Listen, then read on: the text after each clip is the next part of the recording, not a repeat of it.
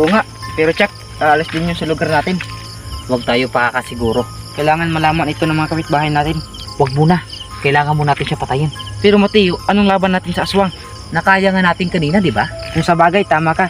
Oo, kailangan natin paghandaan at pagplanuhan kung paano natin siya mapapatay. Oo, pero kailangan manghanap ng palaban sa kanya. Bukas natin pag-uusapan.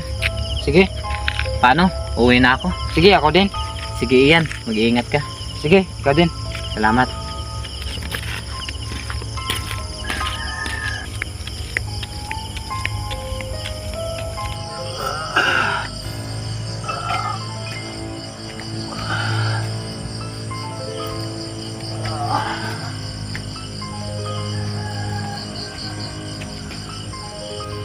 Manda sila. Pakialamiro sila. Manda sila. Magpapagaling muna ako bago ko sila papatayin.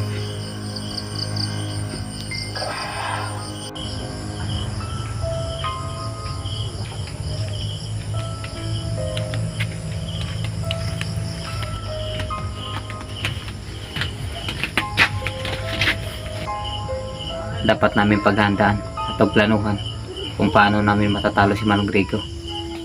Bukas na nga lang. Katulog na nga.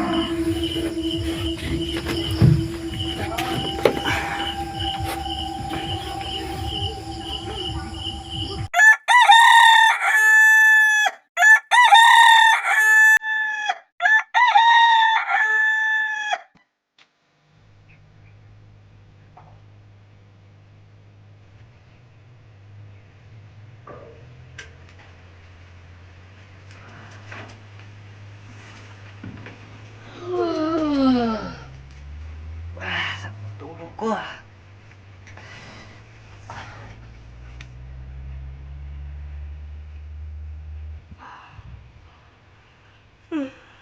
Makaligo na nga.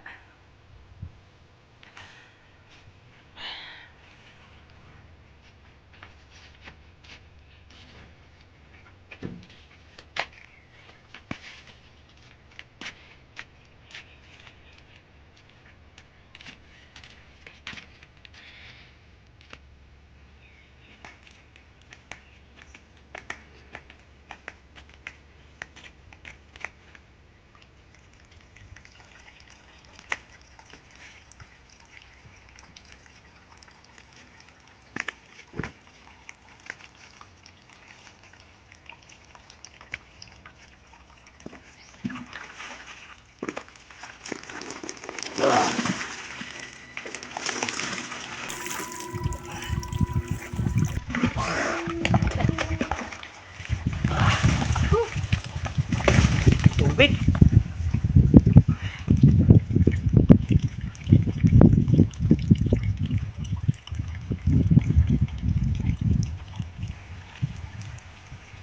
Ako na nga lang. Baka nagantay na si Ian.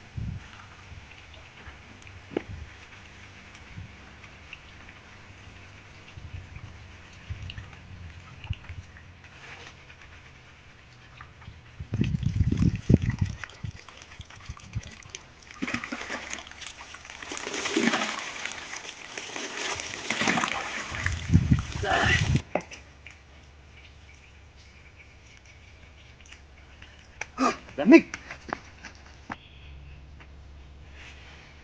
Hindi muna kami maghanap ng trabaho.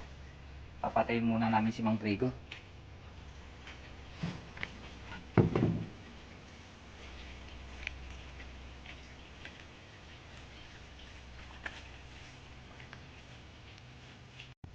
Hindi na siguro muna kami maghahanap ng trabaho hanggat hindi namin napapatay si Mondrigo. Sabi na dito na siya. Iyan! Huwag muna tayo maghanap ng trabaho. Yan nga din ang sasabihin ko. Dapat natin pag-iisipan kung paano natin matatalo si Mang Grigo. Oo nga. Mamaya pumunta ka sa bahay. Doon natin paplanuhin kung paano natin siya kakalabanin. Sige. Kahit mga alas 5 ka lang pumunta. Bakit? Ay pupunta na kasi ako eh. Ganun ba? Oo. Sige. Baka makita mo na si Peter. Sabihan mo na rin. Sige. Sasabihan ko. Sige. Naisip ko lang. Puntahan kaya natin si Mondrigo sa bahay nila. Di ba may pupuntahan ako? Oo nga pala. Teka, anong oras ka ba alis? Maya-maya. Ah, May cellphone ka, di ba? oo. Bakit? I-search mo kaya kung ano makakatalo sa mga aswang. Sige, para hindi na tayo mahirapan kung paano din siya matatalo. Sige, i-search mo din kung paano siya nagiging malakas. Sige, Sige, alis na ako. Ano? Pupunta ka lang mamaya sa bahay. sige, Mateo. Mag-ingat ka. Sige, salamat.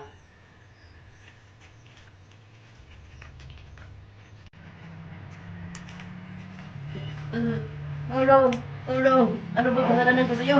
Wala kang kasalanan sa akin. Pero ang dalawang mong kaibigan, mayroon. Ano ba kasalanan ni Ian at Mateo? Kaya lamiro silang dalawa. Kaya ikaw lang unahin kong patayin. Huwag po, wag po. Maawa! Wala naman akong kinalaman sa ginawa ng dalawa kong kaibigan. Wala nga. Pero kaibigan kanila. Huwag po. Sige, kita muna papatayin. Pero, sabihin mo sa dalawang mong kaibigan, bukas ng gabi, sa kabilugan ng buwan, magkikita kami. Sige po.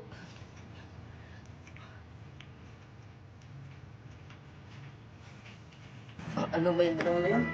Pati sa telepono yan, damay ko. Ang tagal naman ni Ian.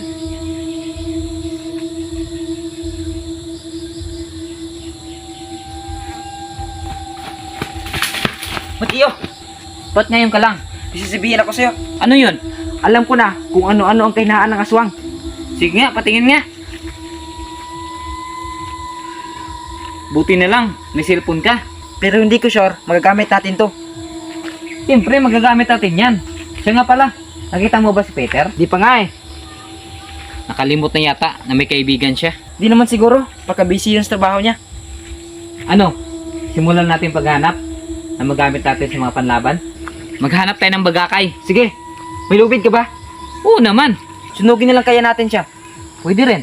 Sige, kailangan natin magdala ng pusporo. Sige. Ganda ako sa loob. Sige.